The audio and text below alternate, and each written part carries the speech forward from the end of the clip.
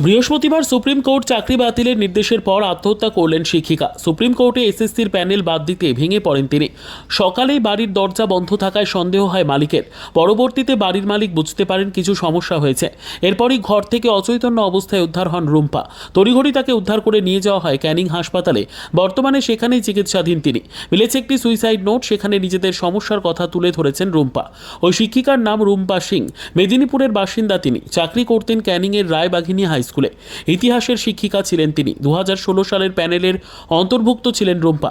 প্রথম স্বামীর সঙ্গে বিচ্ছেদের পর থেকে একাই ক্যানিংয়ের নবপল্লী এলাকায় ভাড়া বাড়িতে থাকতেন। যখন চাকরি হারা হয়ে গেছিল সেই মুহূর্তে আমি বাড়িতে নিয়ে এনে সুস্থভাবে করি। তারপরে কিছু ব্যক্তি টাকা পয়সা পেত, সেই কারণে সেই চাপের জন্যে বাড়িতে গিয়ে এত অশ্লীল ভাষায় গালিগালাজ করেছে এবং চাপ সৃষ্টি করেছে যে সেটাকে সে মেনে নিতে পারেনি। তাও আমরা বলেছিলাম যে আমরা ধীরে ধীরে টাকাটা শোধ করে দেবো, সেইটুকুও সময় নেয়নি। তার মধ্যেই ওই জিনিসটা অঘটন ঘটে। আপনার স্ত্রী কি করতো? হাই স্কুলের টিচার। কোন স্কুলের টিচার? রায়বাগান স্কুলের টিচার। কিসের টিচার? হিস্ট্রি। এখন কি চাইছেন কি? আমি চাইছি যে বদমাশ লোকগুলো এইভাবে আমার বাড়িতে গিয়ে চাপ সৃষ্টি করলে তাদের কিছু একটা শাস্তি মিলত। স্ত্রীর নাম কি? রুম্পা সিং। আপনার আদিবাড়ি কোথায়? আমার আদিবাড়ি ক্যানিং, আর ওর আদিবাড়ি হচ্ছে মেদিনীপুর গড়বেতা থানা।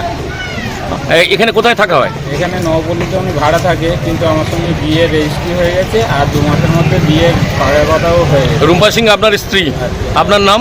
Animesh Jana. Bureau report, PB news. Sun hospital, এখানে যে কোনো রকমের চিকিৎসার বিশ্বস্ত প্রতিষ্ঠান। খুবই কম খরচে বিশ্বমানের চিকিৎসা প্রদান করে থাকে। উন্নত মানের ওয়ার্ড কেবিন, পরিষ্কার পরিচ্ছন্ন পরিবেশ দ্বারা সুসজ্জিত চিকিৎসা ব্যবস্থা রয়েছে। এছাড়া স্বাস্থ্যসাথী কাজেও পরিষেবা প্রদান করা হয়। সুতরাং আজই যোগাযোগ করুন সান হসপিটালে। ঠিকানা GT road, Bhangakuthi, Bardhaman. Phone number মনে রাখবেন 9434188262 অথবা 83730954222।